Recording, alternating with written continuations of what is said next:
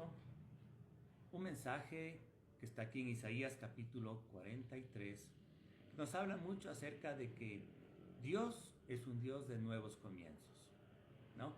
Y qué mejor pues escuchar de parte de Dios una buena noticia, ¿sí? Para este nuevo año, ¿ya? De que Él tiene pues para nosotros nuevos comienzos, nuevas oportunidades, ¿no? Les voy a leer aquí en Isaías capítulo 43, versos 18 y 19. Lo que el Señor dice, mire, no os acordéis de las cosas pasadas, ni traigáis a memoria las cosas antiguas. He aquí que yo hago cosa nueva, pronto saldrá a luz. No la conoceréis. Otra vez abriré camino en el desierto y ríos en la soledad.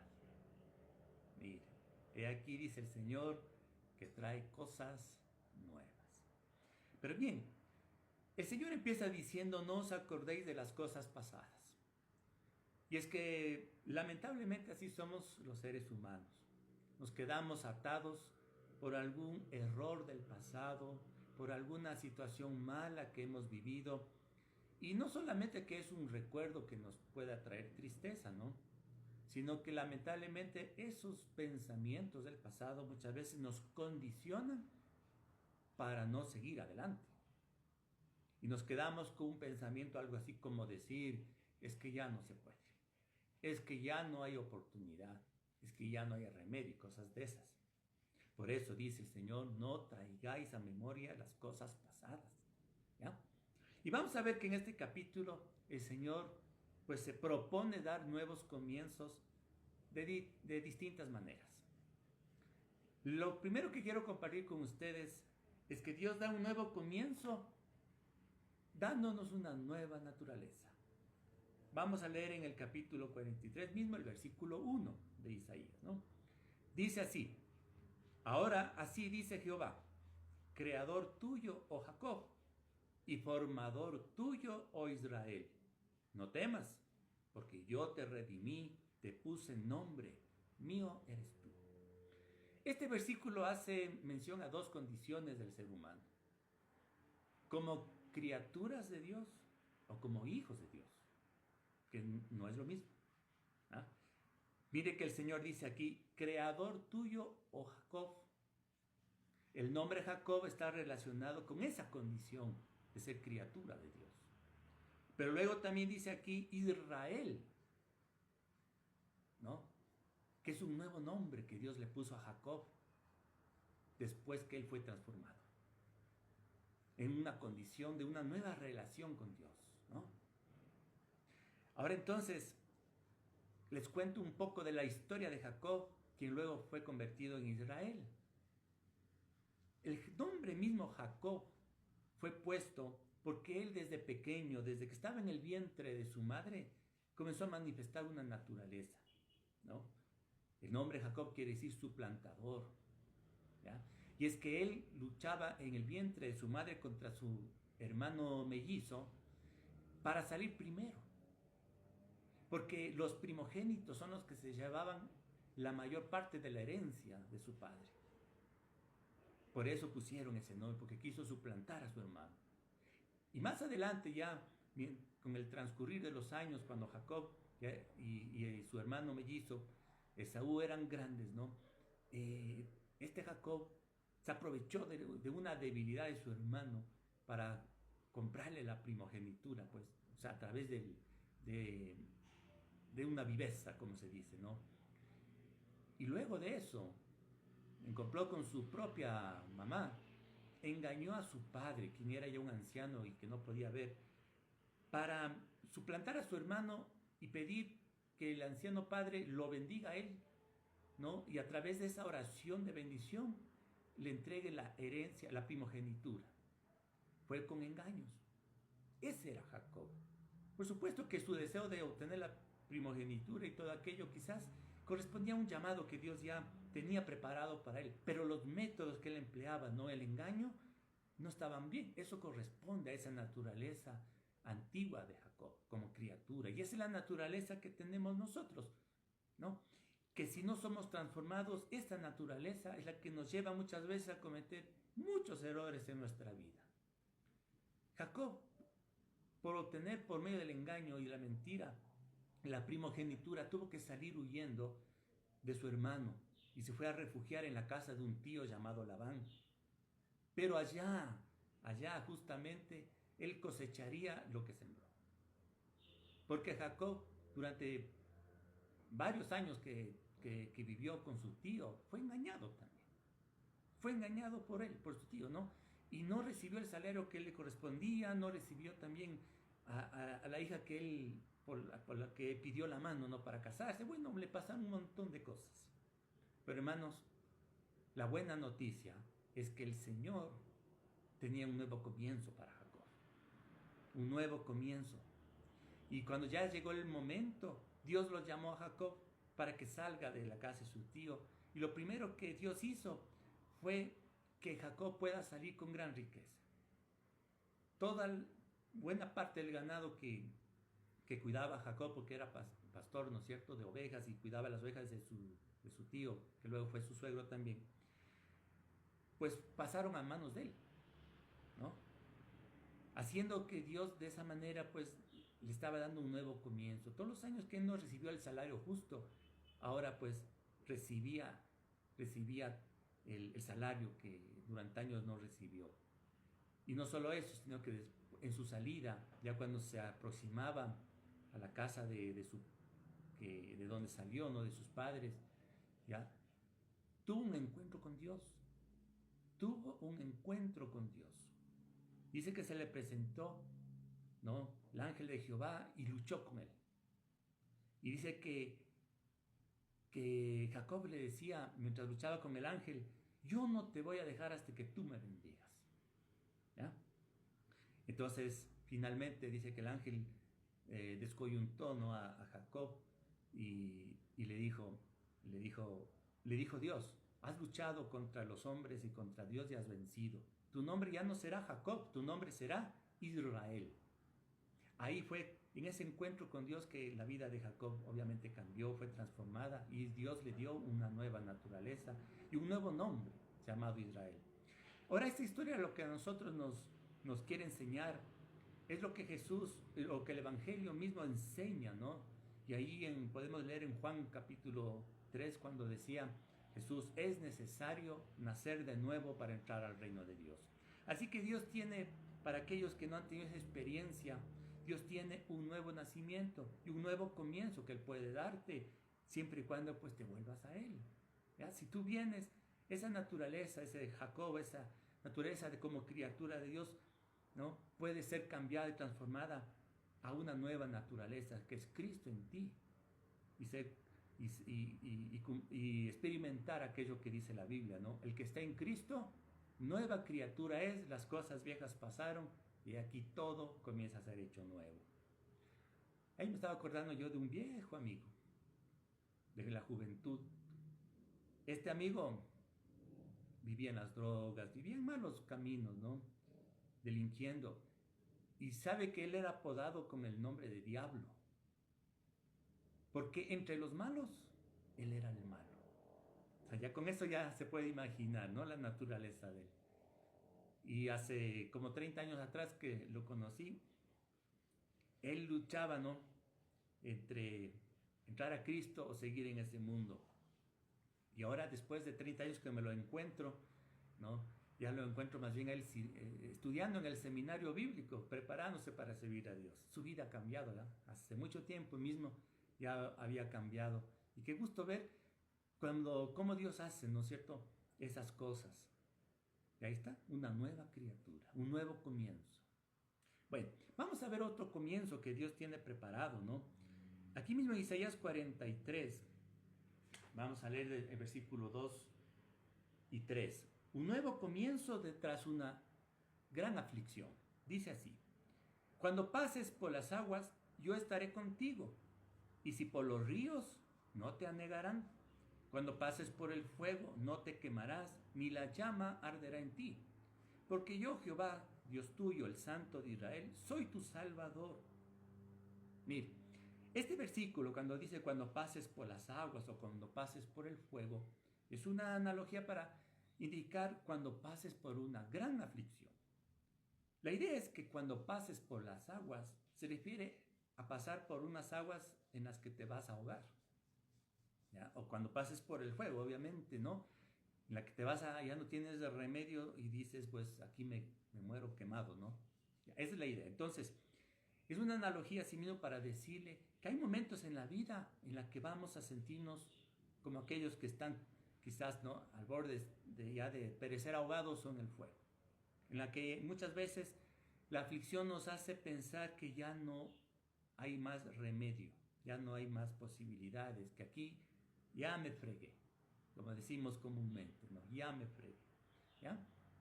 Y es así, las aflicciones son eso, justamente, ¿no? Perder la esperanza y pensar que Dios no existe o que Dios no me ayuda, ¿no? Y sufrimos y pensamos que igual estoy solo, que no tengo a nadie al lado que me ayude, todo aquello. Pero mire, en medio de eso, la buena noticia es como dice aquí el Señor, yo estoy contigo. Cuando pases por las aguas no te anegarás. Y si pasas por el fuego no te quemarás. Entonces el Señor aquí nos dice tres cosas. Primero, que Él nos ofrece su presencia. Yo estaré contigo.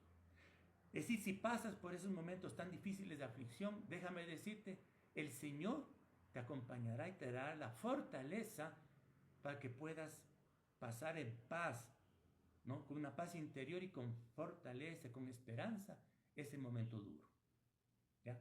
El Señor no ha ofrecido que no vamos a pasar por pruebas. Más bien el Señor dijo y advirtió, en el mundo tendréis aflicción, pero, dijo Él, confiad, yo he vencido al mundo, ¿ya? Es decir, su promesa de que Él nos acompañará es muy importante, ¿ya? Entonces yo cuando paso por una prueba así, ¿ya?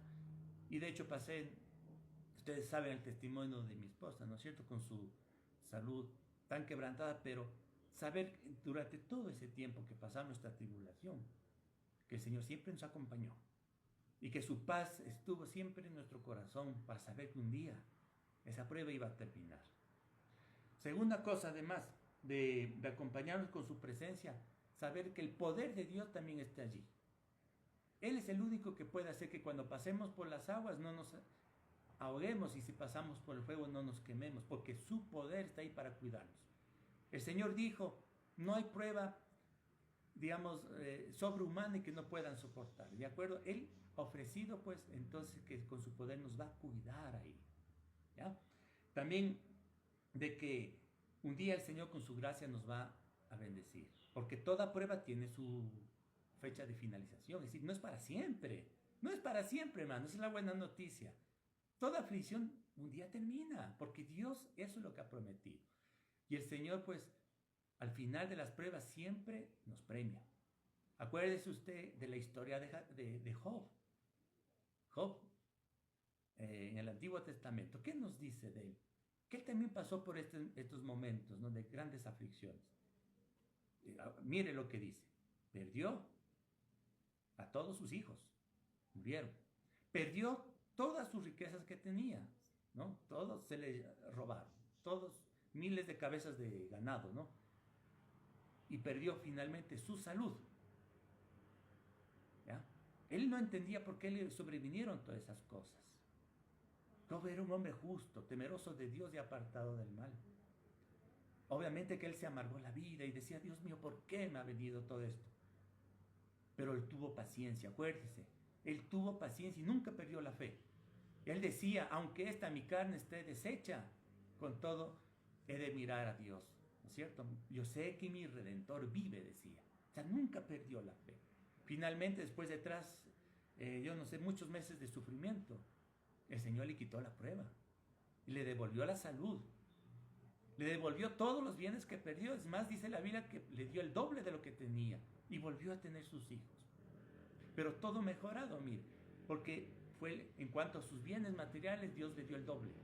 En cuanto a sus hijos, él volvió a tener 10 hijos, ¿verdad? Tres de ellos eran mujeres, dice que eran las más lindas y hermosas de la tierra. Y en cuanto a la salud, Después de esa prueba dice que vivió 140 años. Yo creo que llegó a vivir 200 en total, ¿no? Entonces, mire, y la Biblia nos exhorta ahí en el libro de Santiago, cuando paséis, dice, por diversas pruebas, dice, acordaos de Job, acuérdense de cómo vivió él y de su paciencia y de cuál fue el fin del Señor. Es decir, cómo Dios a la final lo bendijo.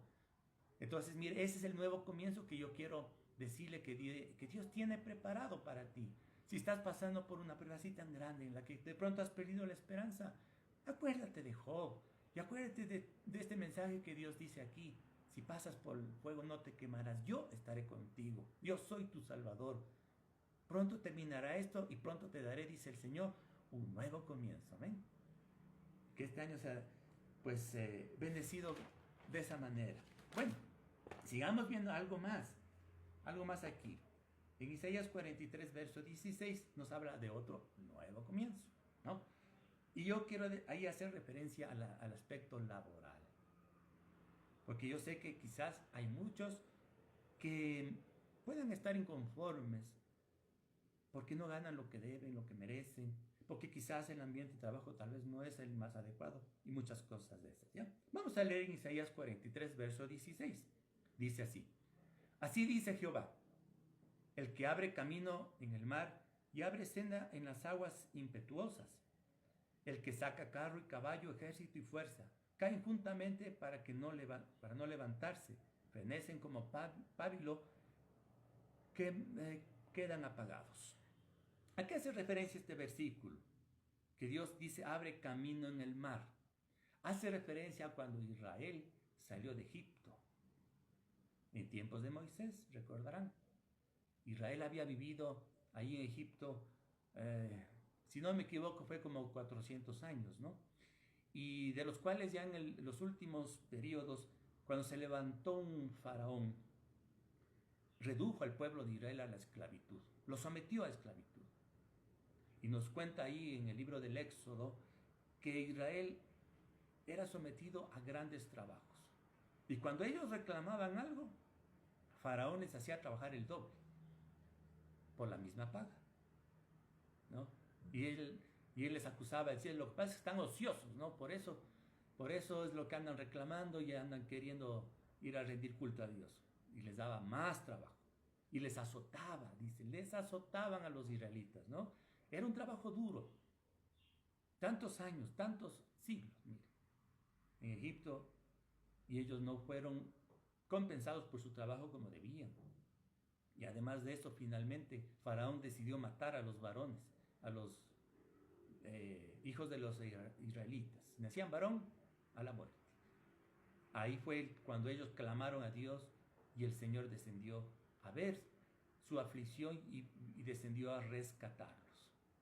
Levantó a Moisés y envió a Moisés con brazo poderoso, ¿no es cierto? Dios lo sacó. Mandó 10 plagas sobre Egipto y la última de ellas fue la plaga sobre los hijos primogénitos de los egipcios. Murieron. Entonces fue ahí cuando el pueblo de Israel pudo salir. Pero mire, una cosa muy importante pasó aquí. ¿Qué haría Dios? Mire, un pueblo que trabajó duro y no fue compensado como debía. Egipto tenía una gran deuda con Israel por todo el trabajo que hicieron en esas condiciones de esclavitud. Dice que la noche esa que ellos salieron de Egipto, el día de la Pascua, los egipcios les regalaron oro, plata y todas las joyas que tenían y les decían a ellos, váyanse de aquí, tomen nuestro oro, pero salgan de nuestra tierra, ya no queremos recibir más juicios de parte de Dios. Así Israel despojó a Egipto, salió con gran riqueza. Que son las cosas que Dios hace. Por eso digo, mire, si usted es una de aquellas personas que sienten que ha trabajado duro por tantos años, pero no ha sido compensado como quiere, Dios tiene también nuevos comienzos, unas nuevas oportunidades. Puede ser que en su mismo lugar de trabajo finalmente termine reconociendo su labor y le suban de sueldo. ¿Por qué no? ¿Por qué no pensar en esa bendición? Claro que sí. O quizás a lo mejor se le abran puertas en otro lado y reciba mejor paga. O quizás usted sea una persona destinada más bien a tener un negocio y las oportunidades se abran. ¿Por qué no pensar en eso? No, no, por eso la invitación que Dios hace, ¿no? No os acordéis de las cosas pasadas. Si en el pasado a lo mejor fracasaste o tuviste malos momentos, no es motivo para pensar que Dios no tenga nuevas cosas para ti, nuevos comienzos. Dios mire cómo con Israel lo hizo y lo hizo varias veces, ¿no? Así que, hermanos míos, si fue con Israel, el mismo Dios de ellos es nuestro Dios. Es un Dios justo y compensa, así que adelante Dios puede, pues Dios tiene para ti preparado eh, cosas, cosas buenas, ¿no? Bueno, y finalmente, un nuevo comienzo para aquellos que se apartaron del Señor. Aquí mismo en Isaías 43, el versículo 22 hasta el 25, dice así, mire, y no me invocasteis a mí, oh Jacob, sino que de mí te cansaste, oh Israel. No me trajiste a mí los animales de tus holocaustos, ni a mí me honraste con tus sacrificios. No te hice servir con ofrenda, ni te hice fatigar con incienso. No compraste para mí caña aromática por dinero, ni me saciaste con la grosura de tus sacrificios, sino que pusiste sobre mí la carga de tus pecados, me fatigaste con tus maldades. Bueno, este es un verso que debemos entenderlo a la luz del Antiguo Testamento, ¿no?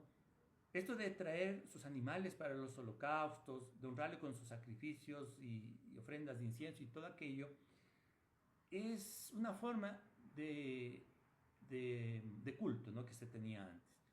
En el día de hoy, obviamente que no tenemos ese sistema, ¿no? Pero el sentido es el mismo.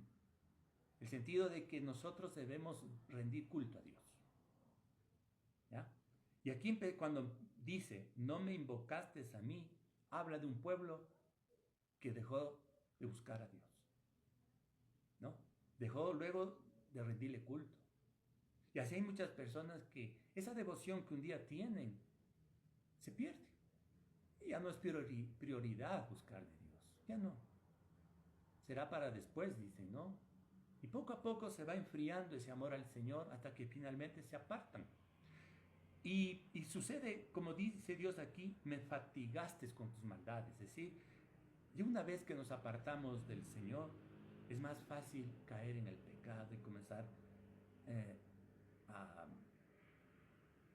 a fallarle en cosas muy terribles, ¿no es cierto? Sin embargo, a pesar de la maldad y esas cosas, Dios es un Dios de nuevos comienzos. Dios está dispuesto a perdonar. Dice el Señor aquí en el verso 25, yo soy el que borro tus rebeliones por amor de mí mismo y no me acordaré de tus pecados. Ese es nuestro Dios, que da nuevas oportunidades. Si se arrepiente, si venimos otra vez al Señor, Él borrará, dicen, nuestras rebeliones. ¿Se acuerdan de aquella historia que nos cuenta en el Evangelio de Juan? Dice que una mujer fue sorprendida en el acto mismo del adulterio y fue traída ante Jesús a decirle, bueno, ¿y qué haremos con ella? ¿La apedreamos o no? Pero Jesús dijo, el que esté libre de pecado lance la primera piedra. Y luego le dijo a la mujer, mujer, yo no te condeno, vete y no peques más. Esa es la actitud de nuestro Dios. Si podemos haber fallado, Él nos dice, no peques más, es decir, arrepiéntete, yo no te condeno, borro tus rebeliones, borro tus pecados. Es que, hermanos, el sacrificio de Jesús en la cruz fue para eso, justamente. Fue allá a la cruz para pagar Él por nosotros, para pagar Él el castigo que nosotros merecíamos. Ya está pagado. Ahora corresponde a nosotros acercarnos a Él y pedirle perdón. Ahora bien, vamos ya a ir concluyendo el mensaje. Por estas razones que se ha mencionado el día de hoy, es que Dios dice, ¿no? No os acordéis de las cosas pasadas, ni traigáis a memoria las cosas antiguas. Si en tu pasado, y si este año que terminó, pues, fue un año de errores, caíste, te equivocaste, te apartaste del Señor, yo qué sé, cuántas cosas. El Señor dice, no traigas a memoria esas cosas, porque yo borro tus rebeliones, yo perdono. Si fue un año de aflicciones, no por el pecado, sino porque, ¿no?, vino la enfermedad, perdiste el trabajo, la pandemia mismo trajo quizás muertes y hay aflicciones. No traigas tampoco esas cosas a memoria. ¿Por qué? Porque ya el pasado está y no puedes remediarlo, ¿no es cierto? Lo que sí puedes hacer es mirar hacia el futuro, donde Dios dice, he aquí yo hago cosas nuevas. Eso es lo que yo quiero ver. Mejor el futuro, donde Dios me dice, yo hago para ti cosas nuevas. Y saber, entonces, que en este año, ¿no? Dios va a abrirme puertas. Dios va a abrirme puertas. ¿De acuerdo? Que Dios va a mejorar en todo sentido. Aquello que necesite ser transformado, Dios va a transformar. Con este mensaje, entonces, yo quiero invitarle a usted, pues, para que ore al Señor. Y oremos y tengamos un momento ahora para pedirle al Señor justamente que nos haga partícipes de esa gracia, ¿no? De tener esas cosas nuevas, como nos ha ofrecido aquí en su santa palabra. Oremos. Mi buen Dios y Padre Celestial, queremos dejar en tus manos todas aquellas cosas que son ya del pasado y todas aquellas cosas que este 2020 nos dejó y cosas negativas. Queremos dejarlas enterradas allá, bajo tu sentencia, Señor, que dice, Señor, ya todo fue consumado. Allí en aquella cruz, donde, Señor mío, a través de tu redención, haces posible que nuestro pasado quede borrado. Y mirar hacia adelante, Señor, con optimismo y fe, sabiendo de que tú, Señor, conduces y nos conduces de la mano, Señor, hacia mejores días y llenos de bendición. Padre del cielo, que tu gracia y tu bendición sea con todos aquellos que están en este momento escuchando tu mensaje y pronto tengamos esas buenas noticias. En tus manos encomendamos nuestra vida. Gracias, Señor, en el nombre de Jesús. Amén. Bueno, nos despedimos de los amigos que están mirándonos por medio de Facebook. Les deseamos muchas bendiciones esta semana. Hasta el próximo domingo a estas horas que estaremos compartiendo nuevamente el mensaje, ¿no? Dios les bendiga.